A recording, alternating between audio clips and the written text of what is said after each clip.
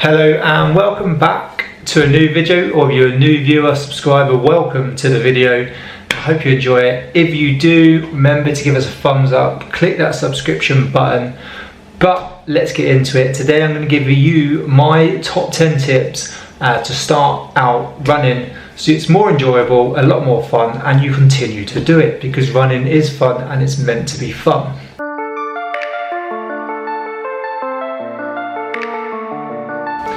So getting right into it then, tip number one is having a good set of trainers and pair of socks. And I don't mean you have to go and spend loads of money on kit and equipment, just a pair of shorts, trainer and t-shirt will do. But when it comes to running trainers, I believe it's really important that you do have a good set of running trainers that are made, well, not made for you, but they work for you.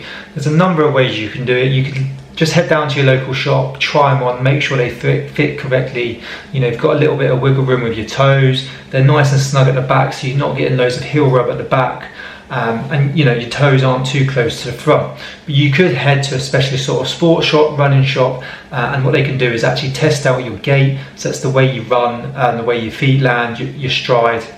And then we'll be able to pick a set of trainers for you.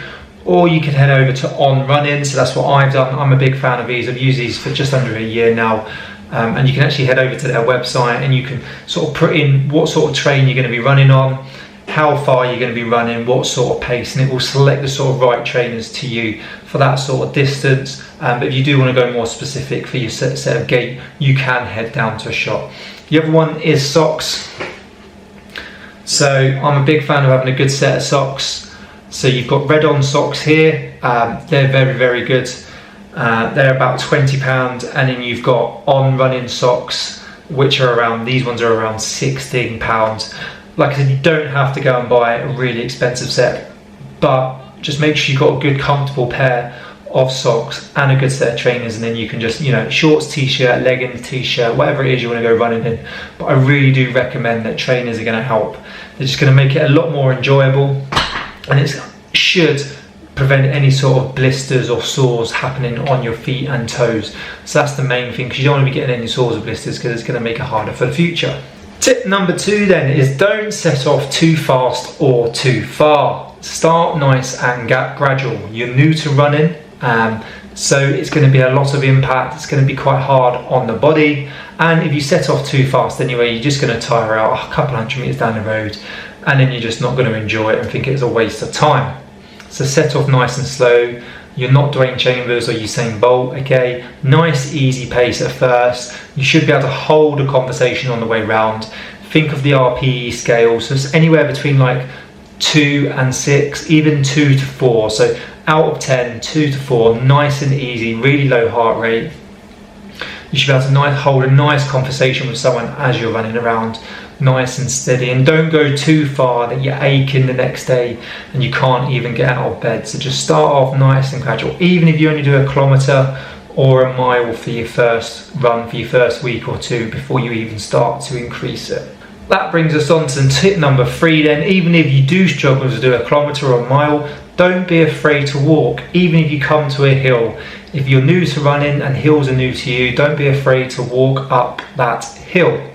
So even if you want to start off maybe doing a run where you do 2 minutes running, 2 minutes walking, 2 minutes running, 2 minutes walking for 10 minutes, 12 minutes, or 2 minutes running, 1 minute walking, or whatever it may want to be. You want to run for a little bit, then you want to walk. You want to run for a little bit, then you want to walk. There is no harm in doing that. There's no harm in doing walks on longer runs anyway.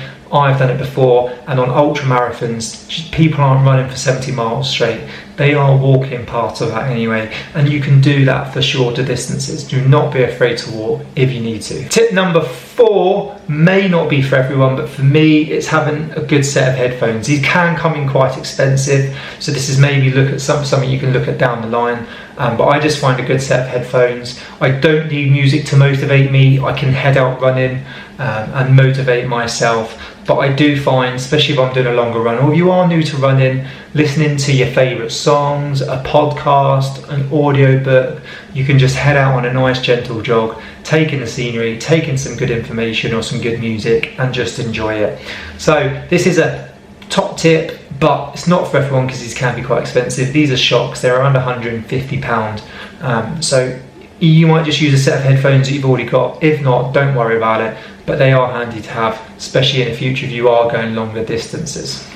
Tip number 5 is try different routes. Okay, a lot of people, especially myself, I get bored of the same route, especially if you're only doing like a mile loop and it's one sort of circle, you're running every other day or a few times a week. That could get a little bit boring and you could start to feel a little bit demotivated seeing the same sort of scenery, housing, depending where you are running. So just try a different route, even if you try the same route backwards and then go clockwise, anti-clockwise, clockwise, anti-clockwise, then move to somewhere else. I just find mixing it up a little bit just makes it that little bit more exciting.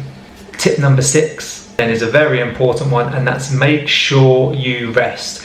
You might head out on that first run, absolutely love it, or feel like you need to continue it and run every day for a week or two, and all you're going to do especially if you're new, even if you're quite mature to running and training, you're going to burn yourself out, you're going to start getting injuries, you're going to get very tight. So make sure you have rest days. If you're new to running, then you go out 2 or 3 times a week. If you want to go out a little bit more, make sure you have a rest day every other day, just until you build yourself up. Rest days are really important. Recovery is just as important as it is as part of the training. So 2 to 3 times a week maybe, or every other day at first. Don't run every day if you're new to running. That brings me on nicely to tip number 7, which is warm up and cool down. It's very, very, very important that you warm up and cool down. So as part of the warm up, you want to get the heart rate raised, you want to get the blood flowing, the muscles, ligaments, tendons, all nice and warm and moving, okay? You can do this with like gentle jogs, through dynamic stretches, a few like squats, lunges. I'm going to be doing a video on my cool down soon. I do have a video on my YouTube channel of how to warm up, and you can Google a lot more, but you want to do around 5 to 10 minutes, really get that heart rate raised, and then at the end you want to do a good 5 to 10 minutes cool down. When you cool down, break down into a gentle walk, do a little bit of walking, and then do some static stretches that you hold for around minimum 10 to 15 seconds, if not longer, okay? It's very important before and after every run you do a warm up and a cool down. It's really going to help prevent injury, and it's actually going to help you perform better and feel better when running. Tip number 8 then is get a running partner or join a running club. It's awesome running with someone else.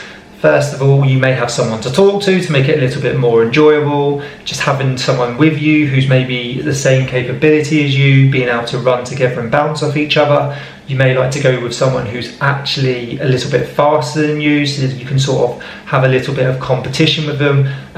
So you can just push yourself a little bit without going too much over that RPE, but it's always great running with someone, or just go down to a running club. You never know, you might thoroughly enjoy it, end up a year or two down, 6 months down the line, doing a competition with them, and you're going to make new friends. It's also great socialising, isn't it? Running can also be a great social event, so get a running partner or join a running club. Tip number 9 then is track. You don't need to go out and buy a really expensive watch. You know, smartphones have apps. Strava is a very good one. I use the Garmin watch and the Strava app. You don't need to get really technical at first, but I would recommend just tracking the distance you're running each day and week, so you're not increasing your runs too quickly throughout the week or throughout the weeks. So the first week you may run a mile each day 3 times a week, so that's 3 miles accumulated in the first week. The next week you might want to add half a mile, 2 miles to that, so you could add half a mile to each run, and then you can keep tracking to make sure you're not increasing. And it's also good, say 4 to 6, 8 weeks down the line, you may have a bit of a drop in motivation, feel like you're not getting anywhere. You can look back through the logbook and go, actually look how far I have come. So it's always important to track everything you do, but at first it doesn't need to be too detailed. Just the volume sort of that you're doing each week is perfect. And tip 10 then, just as important as all the rest, is just get out and enjoy it and have fun. Okay, don't overcomplicate it. Don't go spending loads of money you may not have.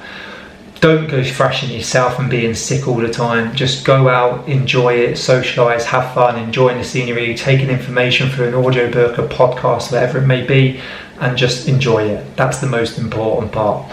So they're my top 10 tips for beginners who want to start running or who are new to running. Hope you enjoyed the video, hope you found this useful, and let me know how you get on.